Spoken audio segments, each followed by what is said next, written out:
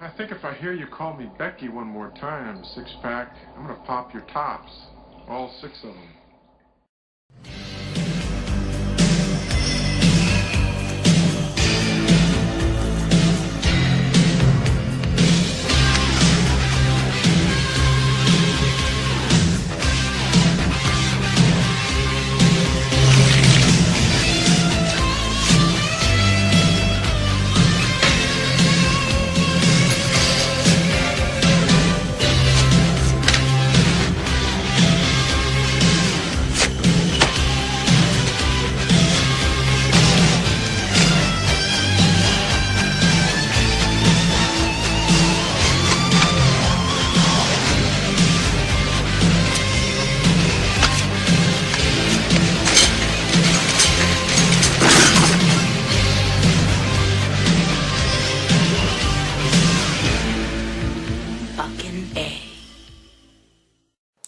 Hey folks, this is Matt once again, and Bigfoot rips a dick off.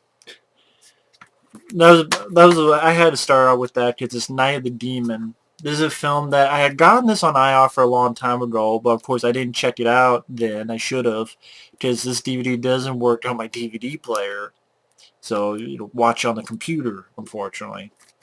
So I don't know if Night of the Demon is actually officially released or whatever. It's directed by a guy named James C. Watson, which looking up, apparently this is the only film he's done, which is too bad. It has its problems, but of so many shitty Bigfoot films I've seen, like the sci-fi, well, SYFY Asylum, and fucking all that shit, this is one of the better ones. Bigfoot rips a guy's dick off. Pretty much is released in 1980, and it's a slasher film. Really, it's a slasher film, but if Bigfoot was the slasher. Which I think works. I mean, this film definitely, I mean, again, it has its problems. Like, first off, I have to say real quick, the cast. I don't really think it has that much of a cast, meaning the actors, at best, they're tolerable. But at the same time, it's like nothing to them. Like, um, the cast is pretty weak, in my opinion. But it has certain stuff to it, especially the violence, which I think this was one of those video nasties. I think there's two versions, so definitely see the uncut version. I think it's the 92-minute version, but I could be wrong. But yeah, Night of the Demon. See a little bit of the kills, but not much. Another quick thing to mention, this has some weird music. Like some of it's like synthesizer type stuff, but then some of it's like a little bit of folk. Not quite as bad as like Don't Go in the Woods or something, but some of the synthesizer I don't mind, even though it's sort of just weird and just weird. But I don't know, just one thing I had to mention. But the film itself, it starts off with a person's been injured, and these doctors and this cop see this guy, and they talk about how most of his skin up here, like down here, has been burned off, so he's wrapped up except his eyes. And he tells this story of what happened. He's a teacher, and he had these anthropology students. And actually, one of them was this girl whose father was killed, and they're up in the woods looking for Bigfoot. Kind of like a slasher film. They go into the woods, and most don't come out.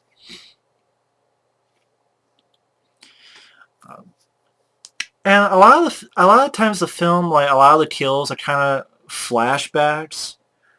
Like maybe they're talking to campfire, they heard a story of this happened, and it flashes back to that event happening. Like in the first couple minutes, um, when the guy is wrapped up, he's telling the daughter, you remember those stories about that fisherman? And then they go flashback to the fisherman, and the guy gets his fucking arm ripped off by Bigfoot.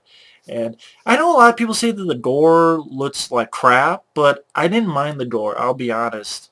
I guess I don't mind it. I was fine with the gore. I guess I'm not much of an eye for gore, but I thought the gore worked in this film. It wasn't like I love the original Dawn of the Dead, but it wasn't the crayon blood in Dawn of the Dead. It's hell lot better than CGI blood of today. So I was fine with the gore in this, and the guy gets his arm ripped off. like I said, from Bigfoot. And when Bigfoot, you see him, it's like red vision. So like this part in the middle here will be normal, but then everything on the outside will be red. So it's, okay, that's kind of weird. I like this little touch they do when he kills the guy. His blood flows into a footprint. So like it seeps into this footprint. So the footprint is filled with blood, and it's Night of the Demon. I like that little bit. I like that. But yeah, a classroom's watching this video cam footage. I was like, holy shit, found footage. But the video cam footage where people are waving, and then the person holding the camera gets knocked down. Oh, it's the end of Blair Witch, and 90% of found footage movies again. Even back in 1980, shit. And you see something, you get the idea is Bigfoot. And again, you find out that one of the students, the girl, her dad was the one that was killed. I think he was the one that got his arm ripped off.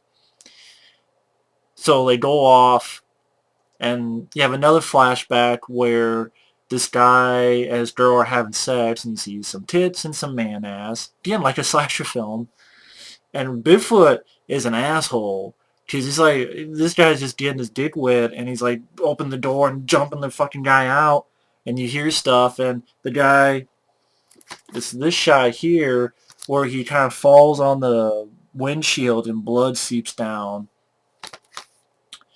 And they go a little too long in this scene because like the girl's like being scared, and they go a little too long. Okay, we did it. The guy is dead on the windshield. We did it. And the girl, but I guess she dies of fright. She's like, and so, I swear some of the noises this girl was making, I'm like, are you scared or are you coming and going? Well, she is. She's coming and then she's going because she's like, go still. Like I guess she died of fright. But that's like, they go a little too long. But yeah, I still had some fun with it. It's like, oh, titties and on some blood. And I know sometimes those kind of films, like, for example, there's a film called Laid to Rest, which has some good gore effects, but that film just annoyed me more than often. Like, the characters annoy me. Like, the characters here, they're nothing to them, but they didn't annoy me. Like, the characters in Laid to Rest annoyed me. Like, the plot annoyed me. It just annoyed me. Here, I wasn't as annoyed. I think that's what it was. I know that doesn't make sense, but that's just me in a nutshell. Fuck it. But yeah, the students go up to find the beast. They talk to this guy. As they camp out, you have some random guy. It's like, oh shit, we gotta kill someone now. And Bigfoot, man, Bigfoot did something before Jason Voorhees. I mean, this is before Jason Voorhees because it was 1980, Friday the 13th. You know, Jason was just a little kid. Bigfoot takes the guy in a sleeping bag, rolls him around like this, throws it into a broken branch where the guy gets impaled. I'm like, holy shit, it's a sleeping bag death before Jason did in Friday the 13th Part 7. Jason stole Bigfoot's act. Man, Jason stole from Bigfoot. Man, Jason got some tips from fucking Bigfoot. Maybe Bigfoot raised Jason, and then Jason went off, and that's where he learned his tricks. It's from the Bigfoot in this movie. That's what he was doing in the woods when he was a kid to adult. He was learning from Night of the Demon, from Bigfoot.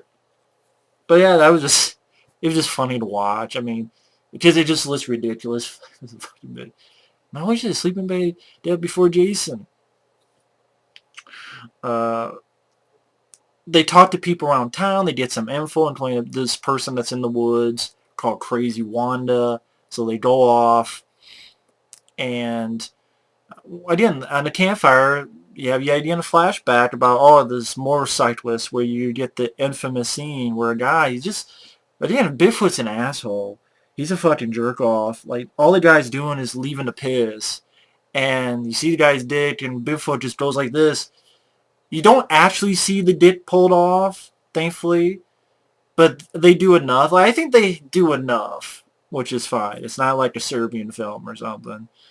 You see, ready, go for it, and then the guy's reaction, and you did enough, and then the guy's like waddling out, and his flies open, you see blood, and it's like, Bigfoot ripped his dick off.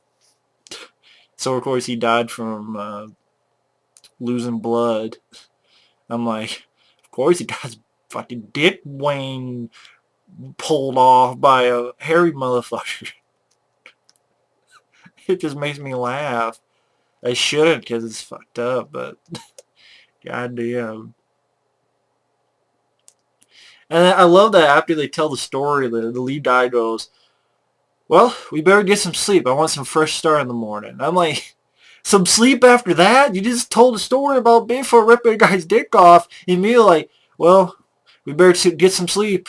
It's like, I'm not going to sleep again. Ever. Yes. And then they put something in that a little bit interesting, where there's actually this religious cult out there, and it looks like they're going to have a sacrifice, and they scare them off. And apparently it's this religious cult, which they don't go too much into, but I thought it was maybe they, I don't know.